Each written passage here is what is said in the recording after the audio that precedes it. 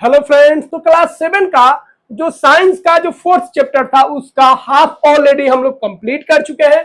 तो आज हम लोग जो हाफ पार्ट है फोर्थ चैप्टर का the world of metal and non metal उसका हाफ पार्ट को कंप्लीट करेंगे। तो देखिए यह चैप्टर बहुत बहुत इंपोर्टेंट है, वेरी वेरी इंपोर्टेंट, क्योंकि यहाँ पे आपको 9th और 10th क्लास का पूरा आपको बेस मिलेगा। यही बेस आगे वाले क्लास में 11th और 12th में जाके यूज होगा।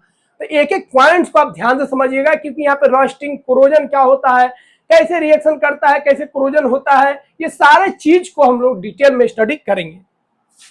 तो देखिए सबसे पहले हम लोग बात करते हैं कंडक्शन। देखिए कंडक्शन का जहां पे भी बात आएगा तो दो तरह का कंडक्शन होगा, एक होता है कंडक्शन ऑफ हीट और एक होगा कंडक्शन ऑफ इलेक्ट्रिसिटी।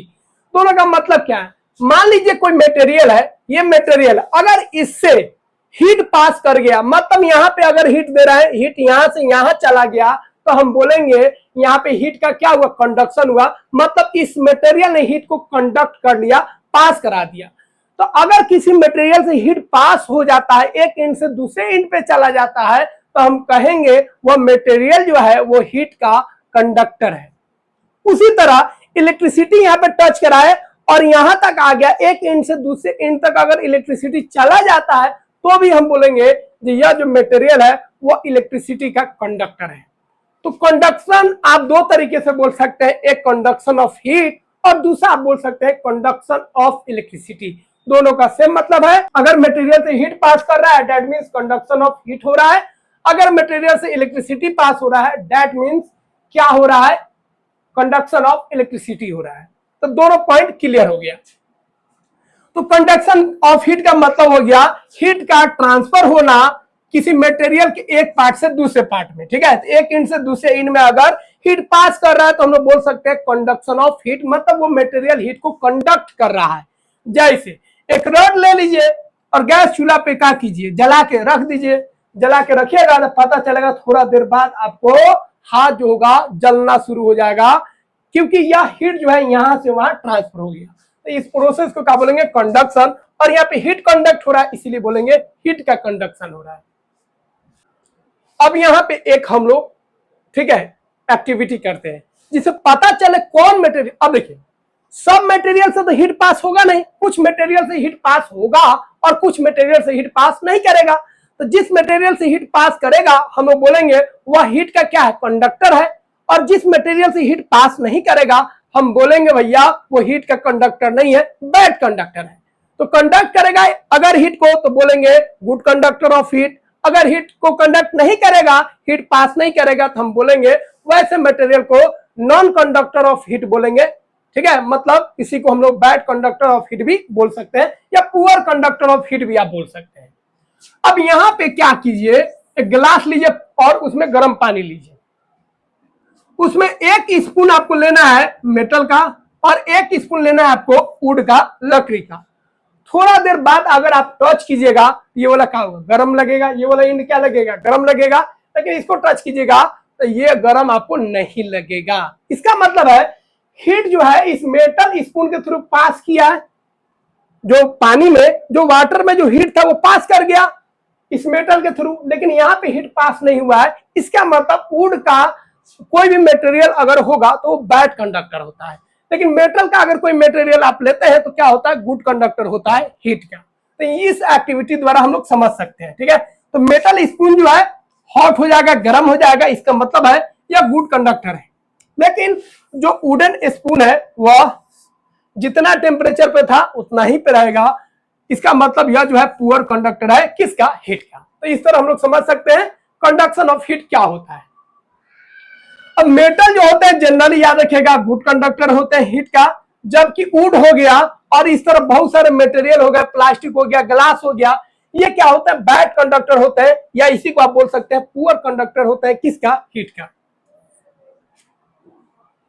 इसीलिए अब देखिए अब सवाल उठता है जो हम लोग किसका इस्तेमाल करते हैं, कंडक्टर का कि नॉन कंडक्टर का। नॉन कंडक्टर को इंसुलेटर भी बोलते हैं, ठीक है। तो जिसे हीट पास नहीं करेगा उसको नॉन कंडक्टर बोलेंगे या उसी को इंसुलेटर बोलेंगे, ठीक है। अब देखिए दोनों का हम लोग इस्तेमाल करते हैं, कंडक्टर का यूज है उतना ही नॉन कंडक्टर का भी यूज है। किचन में आप जाके देखिए जितना भी बर्तन है खाना पकाने वाला वो मेटल का है, और मेटल क्या होता है, गुड कंडक्टर होता है। लेकिन उसको पकड़ने वाला जो चीज रहता है, हैंडल जो रहता है पकड़ने वाला, वो किसका होता है, वो इंसुलेटर का होता है, प्लास्टिक का होता है। तो कंडक्टर का भी हम लोग यूज करते हैं और नॉन कंडक्टर का भी हम लोग इस्तेमाल करते हैं। तो कोई भी कुकिंग वेसल को आप देखिएगा तो वो मेटल का बना होता है, लेकिन उसका जो हैंडल होता है वो लकड़ी का बना होगा या प्लास्टिक का बना होगा। पहले तो प्लास्टिक चलता नहीं था, तो पहले जो हैंडल वैंडल बनता था वो किसका बनता था, लकड़ी का बनता था, वुड का बनता था। लेकिन अब जो है प्लास्टिक का यूज किया जाता है। जैसे कुकिंग पैन को आप देखे होंगे मेटल का होता है, ये हीट का गुड कंडक्टर होता है और ये बहुत जल्दी गर्म हो जाता है। लेकिन इसका जो हैंडल होता है वो लकड़ी का होता है, जो पुअर कंडक्टर होता है, और ये हीट को फ्लो होने नहीं देता है, हीट को पास होने नहीं देता है।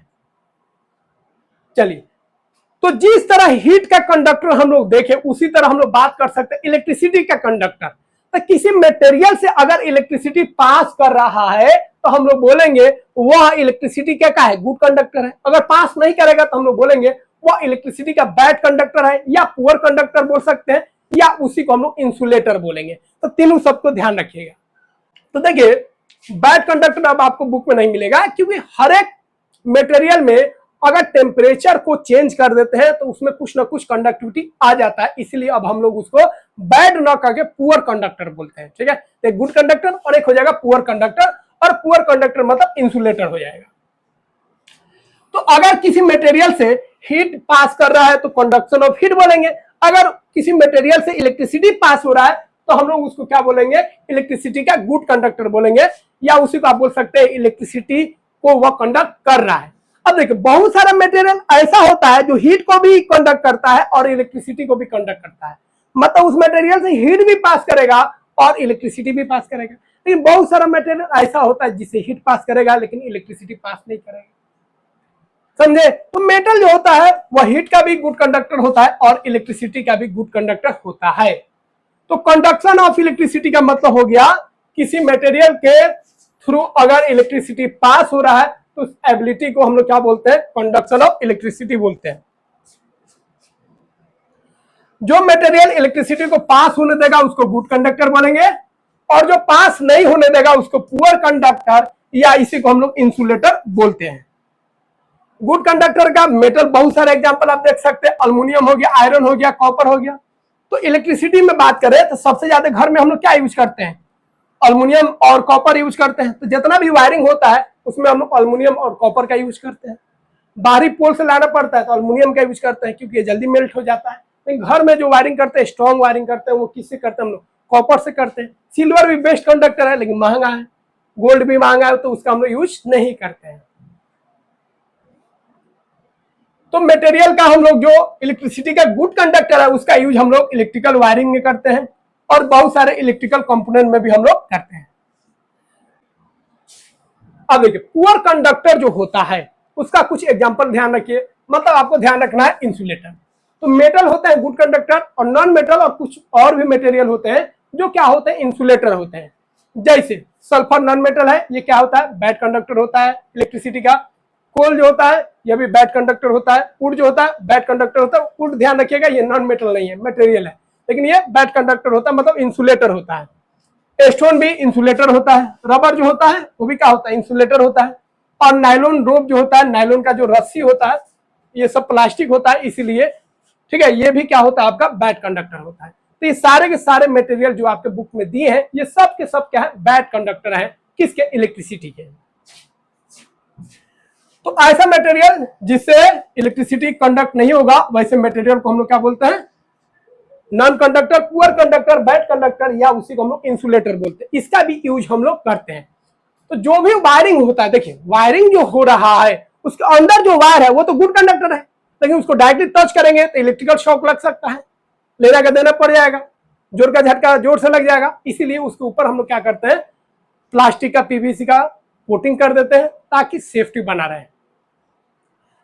उसी तरह कोई भी आप देखिए, कोई भी स्विच को देखिए, स्विच के नीचे जो होता है वायर होता है, वहां पे छोटा छोटा पिन होता है, वो गुड कंडक्टर होता है। लेकिन जो स्विच आप ऑन ऑफ कर रहे हैं ये किसका होता है, ठीक है, ये जो होता है बैड कंडक्टर होता है, मतलब इंसुलेटर का होता है।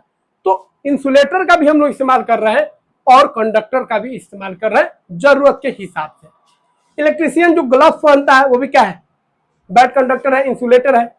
यहाँ पे देख सकते हैं ये जो पेचकस हम लोग यूज करते हैं स्क्रू ड्राइवर, इसका ये वाला पोर्शन क्या है, इंसुलेटर है। ये पोर्शन क्या है, इंसुलेटर है। लेकिन ये वाला पोर्शन क्या भैया, कंडक्टर है। वायर का ये वाला पोर्शन क्या है, कंडक्टर है। और ऊपर से जो कवर है वो क्या है, इंसुलेटर है। अब कुछ मटेरियल को आप चेक कर सकते हैं कौन कंडक्टर है और कौन कंडक्टर नहीं है। इस तरह आपको सेटअप बना लेना है और दो वायर को फ्रीली छोड़ देना है। दो वायर के बीच में आपको हर एक मटेरियल को रखना है और इस तरीके से पकड़ लेना है। चाबी रखना है, की ऐसे पकड़ लेना है, ठीक है। या पिन रखना है, ऐसे पकड़ लेना है, पिन रखना है और इससे पकड़ लेना है। अगर ये बल्ब जल गया इसका मतलब वो मटेरियल से इलेक्ट्रिसिटी पास हो रहा है, दैट मीन्स वो मटेरियल जो है कंडक्टर है। तो देखिए यहाँ पे क्या रखे, यहाँ पे चूड़ी रखे हैं, पास नहीं किया है तो ये क्या, इंसुलेटर है। यहाँ पे देखिए की रखे हैं, बल्ब जल गया है, कंडक्टर है। यहाँ पे देखिए पेन रखे, पेन क्या होता है, प्लास्टिक का होता है, तो क्या हो गया, इंसुलेटर हो गया। यहाँ पे देखिए पिन से पास कर गया, मतलब पिन जो होता है क्या होता है, कंडक्टर होता है, बल्ब जल गया। तो यहाँ पे भी बल्ब जला है, ध्यान रखिएगा, ठीक है। तो इस तरह आप चेक कर सकते हैं। अल्युमिनियम जो होगा इससे बल्ब जल जाएगा, कंडक्टर होता है। आयरन भी कंडक्टर होगा, कॉपर भी कंडक्टर होगा, ठीक है।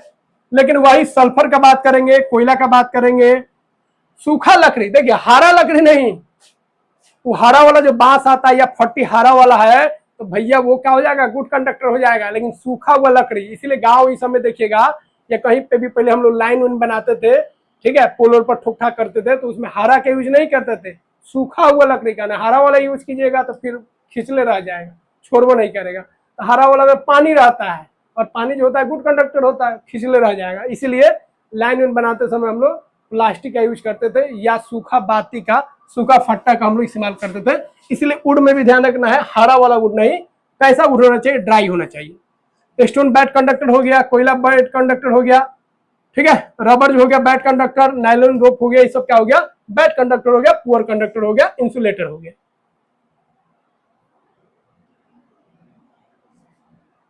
ये सारा चीज हम लोग समझ गए।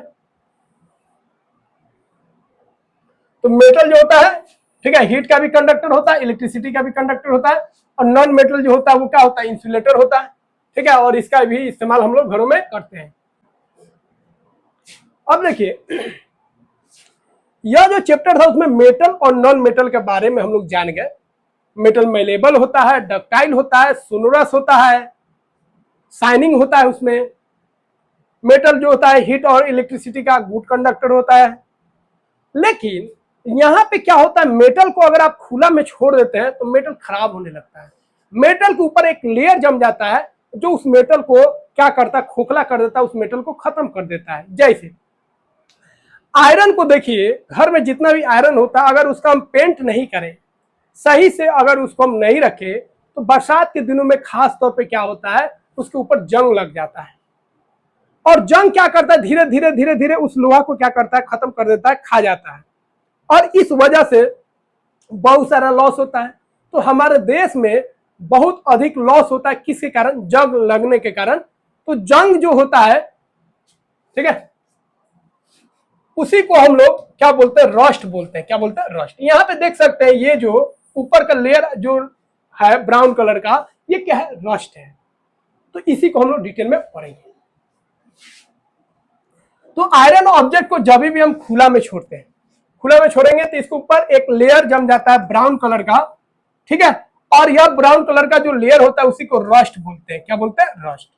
अब ये रस्ट क्या करता है, यह जो लेयर होता है आयरन को धीरे धीरे धीरे धीरे धीरे क्या करता है, खोखला करता है। इसको झाड़िएगा तो झड़ जाएगा, फिर इसके ऊपर रस्ट जमेगा, फिर उसको झाड़िएगा तो गिरेगा, फिर रस्ट जमते जमते जमते जमते क्या हो जाएगा, धीरे धीरे धीरे धीरे ये लोहा समाप्त हो जाएगा, खत्म हो जाएगा, खोखला हो जाएगा।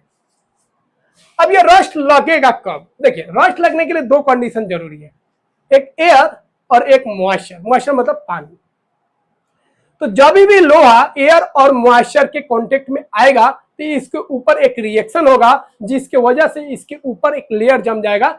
उस लेयर को हम लोग रस्ट बोलेंगे और ये ब्राउन कलर का होगा। किस कलर का होगा, ब्राउन कलर का होगा। बात समझ में आया। अब बरसात में क्या होता है, तो बरसात में देख एयर है और एयर में मॉइस्चर ऑलरेडी होता है, बरसात के दिन में मॉइस्चर क्या होता है, बढ़ जाता है। इसीलिए आप देखिएगा बारिश और इसके दिनों में जो रोस्टिंग होता है वो फास्ट हो जाता है। रोस्टिंग क्या होता है, फास्ट हो जाता है। तो बारिश के दिनों में रोस्टिंग फास्ट हो जाएगा, ध्यान रखिएगा, क्योंकि मॉइस्चर बढ़ गया। एयर तो पहले ही से है और उसमें मॉइस्चर उसको अधिक मिल रहा है, इसीलिए रोस्टिंग क्या हो जाएगा, फास्ट हो जाएगा। लेकिन अगर हम बात करेंगे सी वाटर का, तो सी वाटर में रोस्टिंग जो होता है फास्ट होता है, क्योंकि वो सिलाइन वाटर होता है, क्योंकि उसमें कॉमन सॉल्ट होता है, NaCl होता है, इसीलिए वो वाटर जो होता है साल्टी होता है, जिसके कारण रोस्टिंग जो होता है फास्ट होता है।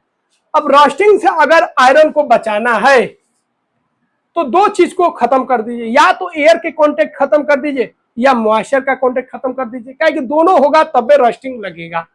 तो अगर एयर सप्लाई बंद कर दे, एयर के कांटेक्ट में नहीं है तब भी रोस्टिंग नहीं लगेगा, या मॉइस्चर के कांटेक्ट में नहीं है तब भी रोस्टिंग नहीं लगेगा। दोनों में से कोई एक गायब हो जाए तो रोस्ट उसमें नहीं लगेगा, दोनों गायब हो जाए तो और अच्छा बात है।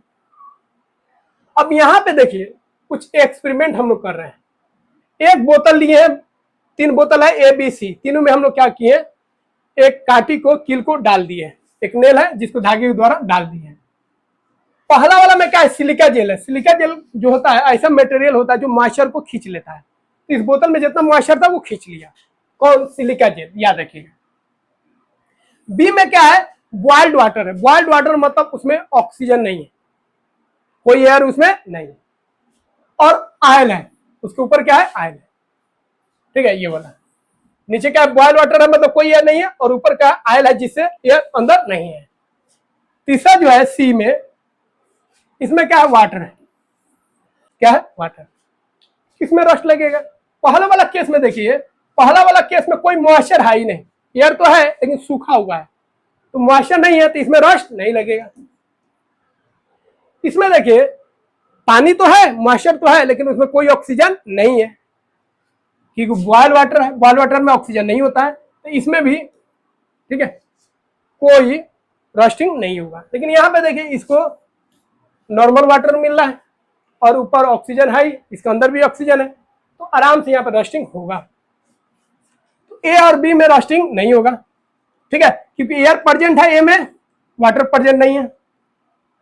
बी में एयर प्रेजेंट नहीं है लेकिन मॉइस्चर प्रेजेंट है, ठीक है, दोनों होना चाहिए। सी में देखिए एयर भी है और वाटर भी है, इसीलिए सी वाला में जो आयरन का जो नेल है, किल है, उसमें रस्ट लगेगा। तो यहां से क्लियर हो गया, जब रोस्टिंग के लिए दोनों चीज का जरूरी है। एक तो आपको क्या होना चाहिए, एयर होना चाहिए, मतलब ऑक्सीजन होना चाहिए। दूसरा क्या होना चाहिए, वाटर होना चाहिए, जिसको हम मॉइस्चर बोलते हैं। तो मॉइस्चर और एयर दोनों होना चाहिए। एयर में ऑक्सीजन और मॉइस्चर का मतलब क्या हो गया, वाटर। दोनों का प्रेजेंस अगर रहेगा तब भी आयरन में रस्ट लगेगा। तो ब्राउन कलर को हम लोग क्या बोलेंगे, रस्ट बोलेंगे। और रस्ट लगने का जो प्रोसेस होता है, रस्ट लगने का, उस प्रोसेस को रस्टिंग बोलते हैं।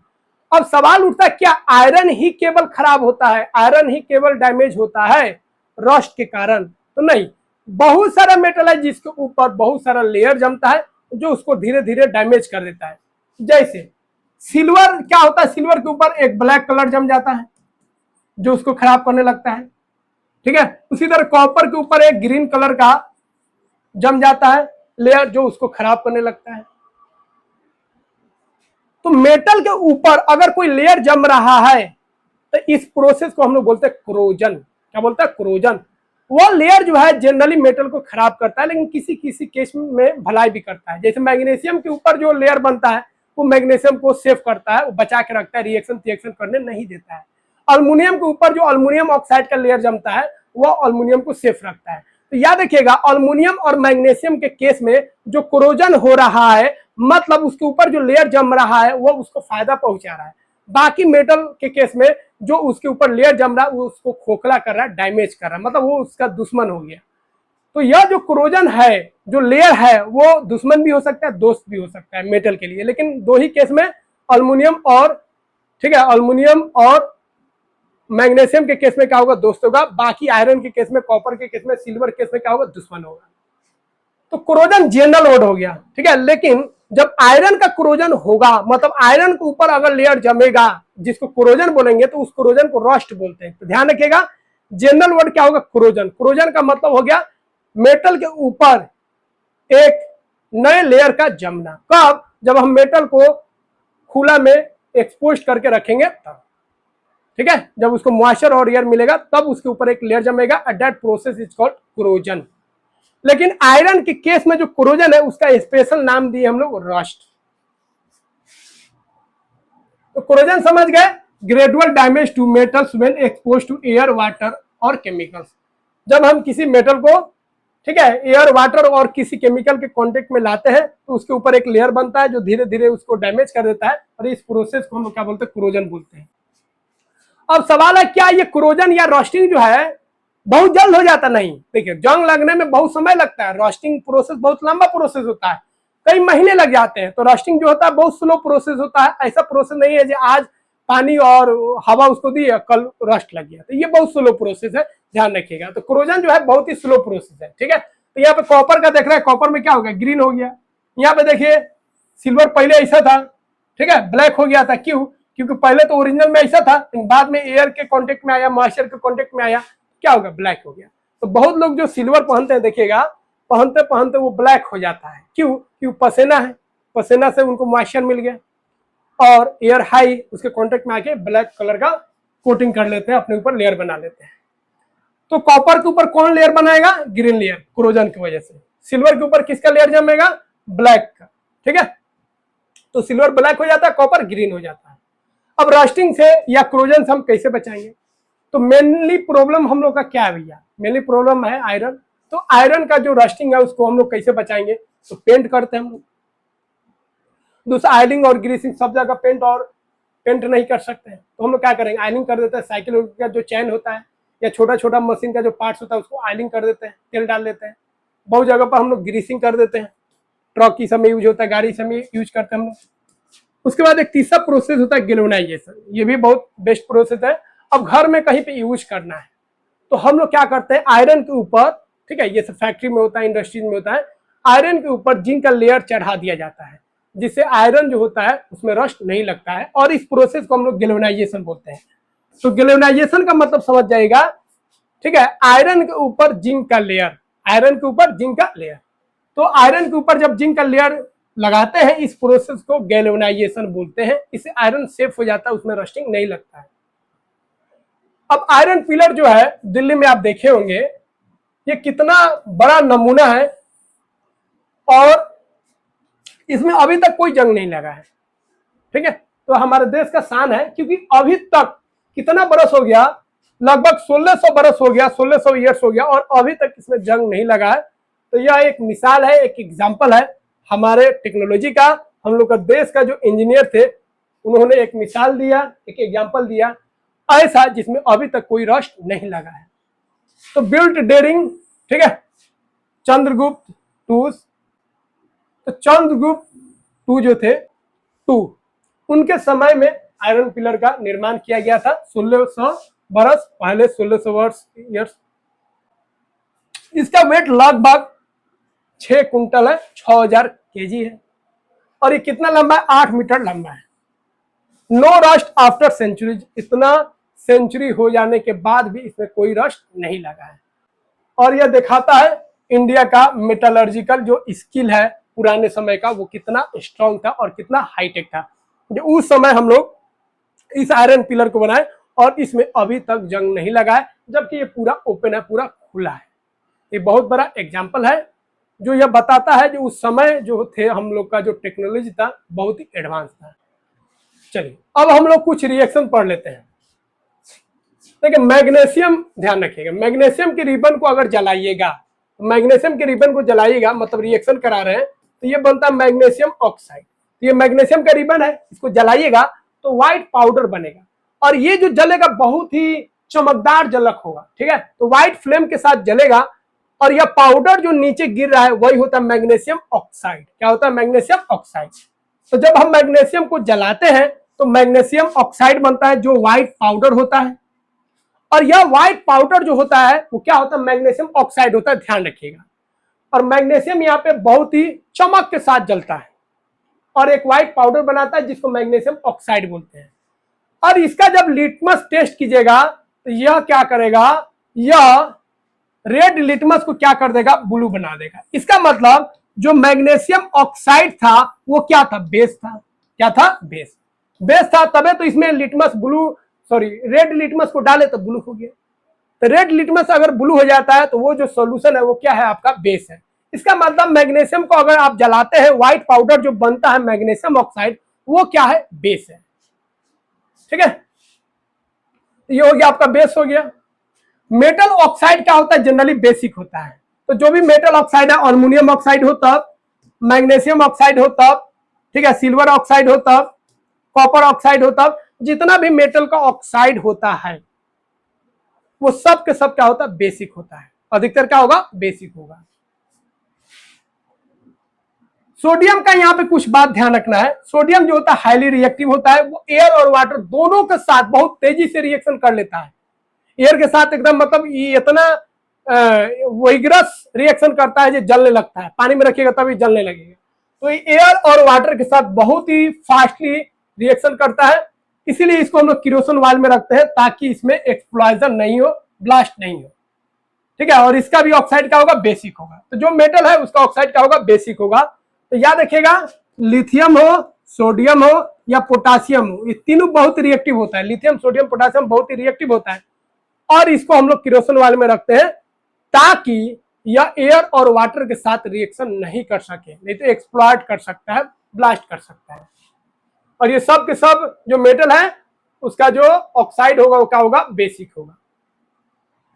अब हम लोग नॉन मेटल को भी देख लेते हैं। सल्फर, सल्फर को अगर आप जलाते हैं, ठीक है, सल्फर को जलाते हैं तो सल्फर को अगर आप जलाते हैं ऑक्सीजन के प्रेजेंस में तो सल्फर डाइऑक्साइड बनेगा। क्या बनेगा, सल्फर डाइऑक्साइड। और इसका सॉल्यूशन आप लीजिएगा, इसको पानी में घोल दीजिए और लिटमस को डालिए। अब इसमें रेड लिटमस को डालिएगा, उसमें रेड को डाले तो अब इसमें ब्लू को डालिए। ब्लू लिटमस को डालिएगा तो रेड हो जाएगा। क्या हो जाएगा, रेड। तो सल्फर को जलाने पर सल्फर डाइऑक्साइड बनेगा और सल्फर डाइऑक्साइड का सॉल्यूशन लीजिएगा और उसमें आप देखिएगा अगर आप ब्लू लिटमस डालते हैं तो वो रेड हो जाएगा। क्या हो जाएगा, रेड हो जाएगा। इसका मतलब जो सल्फर डाइऑक्साइड का जो सॉल्यूशन था वो कैसा था, एसिडिक था। एसिडिक था, तभी तो वह क्या किया, ब्लू लिटमस को रेड बना दिया। तो मेटल को जिस तरह हम लोग सेव करके रखे थे किरोसिन ऑयल में, लिथियम, सोडियम, पोटेशियम को, ताकि वो रिएक्शन नहीं करे एयर और वाटर के साथ। तो सल्फर तो ऑक्सीजन के साथ रिएक्शन कर लेगा, लेकिन ये वाटर के साथ रिएक्शन नहीं करता है। तो बहुत सारा नॉन मेटल आप देखिएगा जो वाटर के साथ रिएक्शन नहीं करेगा, एयर के साथ कर लेगा लेकिन वाटर के साथ नहीं करेगा। तो यहाँ पे हम लोग देख लिए जब मेटल जो होगा लस्चरस होगा, मेलेबल होगा, डक्टाइल होगा, सोनरस होगा, ठीक है, हीट और इलेक्ट्रिसिटी का गुड कंडक्टर होगा, जबकि इसका ऑक्साइड जो होगा बेसिक होगा। नॉन मेटल में हम लोग देखे थे, ठीक है, डल अपीयर का होगा, शाइनिंग नहीं होगा, मेलेबल नहीं होगा, डक्टाइल नहीं होगा, ठीक है, सोनरस नहीं होगा, इलेक्ट्रिसिटी और हीट का पुअर कंडक्टर होगा और इसका जो ऑक्साइड होगा वो क्या होगा, एसिडिक होगा। लेकिन जो नॉन मेटल होता है उसको अगर आप हैमरिंग कीजिएगा छोटा छोटा पीस में टूट जाएगा, इसको लोग ब्रिटल बोलते हैं। तो ये ब्रिटलनेस होगा, ठीक है, लेकिन बाकी प्रॉपर्टीज इसके अंदर नहीं होगा। तो मेटल और नॉन मेटल समझ गए। और मेटल नॉन मेटल का जो ग्रुप होता है, मेटल नॉन मेटल का जो कॉम्बिनेशन होता है, इसी को हम लोग क्या बोलते हैं, एलिमेंट बोलते हैं। क्या बोलते हैं, एलिमेंट। तो मेटल और नॉन मेटल जो होता है इसी को मिलाकर हम लोग एलिमेंट बोलते हैं। और एलिमेंट जो होता है प्योर सब्सटेंस होता है। सब्सटेंस, प्योर सब्सटेंस में दो ही चीज आता है, एक एलिमेंट और एक कंपाउंड। जो पानी हम लोग पी रहे हैं कंपाउंड हो गया, जो नमक हम लोग यूज कर रहे हैं कंपाउंड हो गया, मैग्नीशियम ऑक्साइड जो रिएक्शन हम कराए थे वो भी कंपाउंड हो गया। तो एलिमेंट जो है प्योर सब्सटेंस होता है जिसको हम लोग, ठीक है, ऑर्डिनरी मेथड से हम लोग इसको न तोड़ सकते हैं ना बना सकते हैं। अभी तक कितना एलिमेंट्स खोजा जा चुका है, तो अभी तक नोन एलिमेंट्स है 118, जिसमें कुछ नेचुरल एलिमेंट्स है और कुछ क्या है, man made elements. Non metal का कुछ एग्जांपल आप ध्यान रख सकते हैं जिसका हम लोग यूज भी करते हैं, जैसे ऑक्सीजन जन्म करते हैं, पूरे लाइफ के लिए ऑक्सीजन जरूरी है। तो जो भी लाइफ है उसके लिए ऑक्सीजन जरूरी है, ब्रीथिंग के लिए, सर्वाइवर के लिए। कार्बन का हम लोग खाना से लेके सब चीज में क्या यूज होता है, कार्बन यूज होता है। कपड़ा में क्या है, कार्बन है। फूड में क्या है, कार्बन है। तो इसका हम लोग यूज करते हैं। नाइट्रोजन का यूज भी होता है, फर्टिलाइजर में यूज होता है। और एटमोस्फेयर में 71% क्या है, नाइट्रोजन है। और ये सब प्लांट ग्रोथ के लिए क्या है, जरूरी है। क्लोरीन का भी यूज करते हैं हम लोग, वाटर प्यूरिफाई में हम लोग क्या करते हैं, क्लोरीन का यूज करते हैं। आयोडीन का भी इस्तेमाल होता है। आयोडीन का इस्तेमाल याद रखिएगा एंटीसेप्टिक या आउंस पर घाव हो जाता है, जख्म हो जाता है, उस पर हम लोग आयोडीन सॉल्यूशन का इस्तेमाल करते हैं।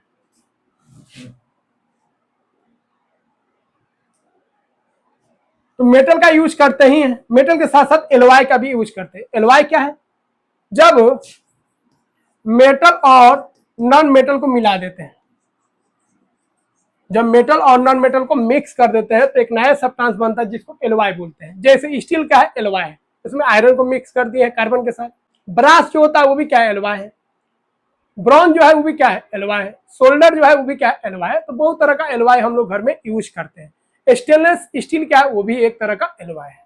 तो मेटल के साथ साथ हम लोग एलवाई का भी यूज करते हैं और उस सब का इस्तेमाल हम लोग बर्तन बनाने में करते हैं, गाड़ी में करते हैं, इलेक्ट्रॉनिक्स में करते हैं, मशीन में करते हैं। High tech fields like atomic energy में भी हम लोग इस्तेमाल करते हैं। एटॉमिक एनर्जी में जिरकोनियम का हम लोग यूज करते हैं, एटम बम ये सब बनाने में भी, या न्यूक्लियर फ्यूल बनाने में भी इस सब का इस्तेमाल होता है। बहुत सारे मेटल का, प्लूटोनियम हो गया, पोलोनियम हो गया, यूरेनियम हो गया। इसीलिए आयरन को हम लोगों को रस्टिंग से बचाना चाहिए, उसका रीयूज करना चाहिए। अल्मुनियम का रीयूज करना चाहिए ताकि वेस्ट भी ना हो, पॉल्यूशन भी नहीं हो और हम लोग लंबे समय तक उस आयरन का यूज कर सकें। तो फ्रेंड्स, यहाँ पे हम लोग क्लास 8 का जो 4th चैप्टर है मेटल और नॉन मेटल उसको कंप्लीट कर चुके हैं। आई होप सारे कॉन्सेप्ट को आप समझ गए होंगे। कोई भी डाउट्स है आप जरूर बेझिझक बिना हेजिटेशन के कमेंट में लिखिए, डाउट्स को पूछिए, उसको हम कवर करेंगे, अगले वीडियो में समझाएंगे। और वीडियो को लाइक कर दीजिए और चैनल को सब्सक्राइब नहीं किए तो सब्सक्राइब कर दीजिए। मिलते हैं फ्रेंड्स अगले वीडियो में।